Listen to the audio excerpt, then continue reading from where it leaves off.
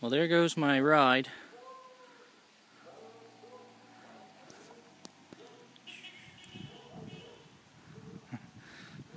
Two minutes in and my pack's already falling apart. So I'm about 50 meters in and this damn sleeping bag's not cooperating.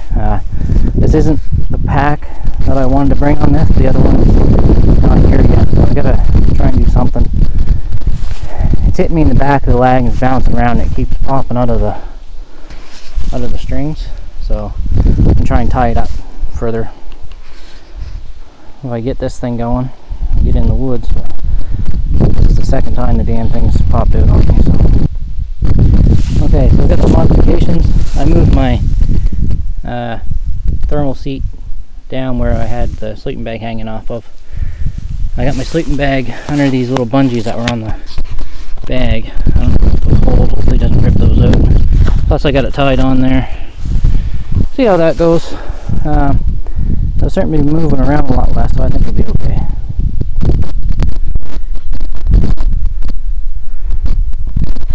I'm about halfway to the wood line right now. Just wanted to share this view with you. It's hard to capture it on camera, but it's beautiful how the land dips down and reveals the water out there. Okay, so I reached the corner of the field, and just as I had expected from the satellite images, it's a ATV trail or snowmobile trail in the wintertime. I just shot up over the field. I missed out on a couple of grouse on the way down. One flew real low, couldn't get a shot at it. The other one never even flew, it just ran through the ground. I could see the weeds moving, but with a 410 just didn't present a good shot. So it's gonna take a few minutes here, catch my breath, and head down through, and this should reach a sharp corner at some point. When I get to there, I know I'm fairly close to the brook, and I will start looking for a campsite. Oh, I guess the hardest part of the day is over, or not. Made it, found the trail anyway. I was a little concerned about this, so we'll see what happens when I find the corner, if I can find it. Satellite image is fairly old, so you never know. Could be all grown up or changed. Okay, so I found my 90 in the trail. Right here, I just came around it. There's a bit of an opening through here, which I remember from the satellite image. I'm going to start bushwhacking. I can see the land. You can even make it out in the camera how it seems to dip, and see if I can point it out. So you can see the tops of the trees here and how they kind of go down and then back up. So that would be the brook, which I'm going to need for water. And trail runs pretty well north. So I got my compass out here. I'm going to do some bushwhacking at about 310 degrees, and we'll see how that works out. If I don't find anything, I'm going kind of on an angle, you know, that way. So if I give up, I come straight back this way, which should be around, I don't know, come out around 120 degrees or something like that. Or maybe even 100 degrees. That'll bring me back towards the trail, and this trail runs pretty much down to the water. This trail is about 5 kilometers, so I'll know I'll hit it. If not, I'll follow the brook to the road. So anyways, I'm gonna start bushwhacking, and I'll take some images when I get close to the brook. Once I can hear the brook, I'm gonna start looking for a campsite. So. Well, there's my stream. I was a lot closer than I thought. I was only about 300 meters away. I was expecting something a lot bigger, but this would be fine. I'm familiar with the bottom part of this brook, and of course, being the bottom, it is a lot bigger, but you know, it's quick, you know, moving water. There's no dead spots. I've hunted over here my whole life. I've never seen a beaver, so And I've been drinking the water the whole time too, so I'm gonna try and find a good spot to camp. Right up there maybe. I've seen some dead trees. So see what we can find and I'll get back to you.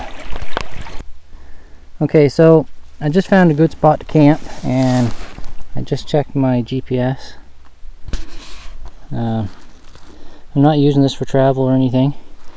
The only time I'm using it is I can't get a good picture of it.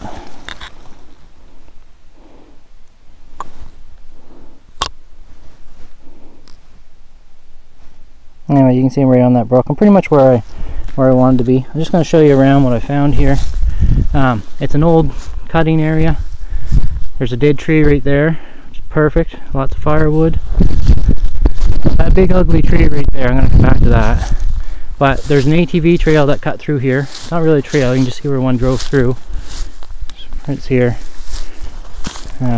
See where the grass is all laid down. But right here, and there's another trail which goes back to the brook. Right here something's been laying. This is a bit of a game trail. I noticed a lot of little trails going through here.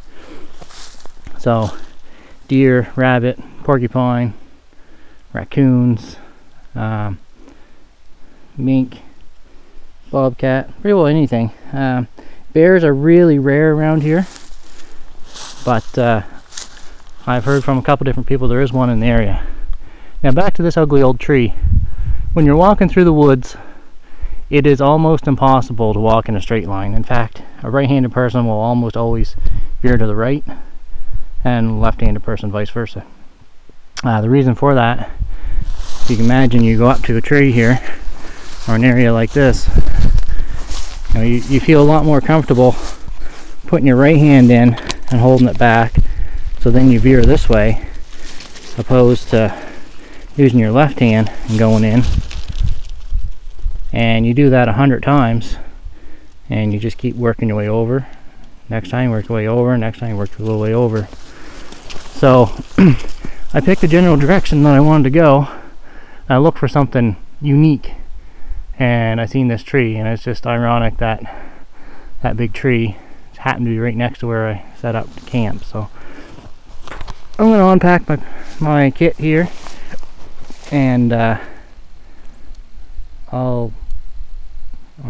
here's some coyotes howling. I'll unpack everything and show you what I brought with me. So hang tight.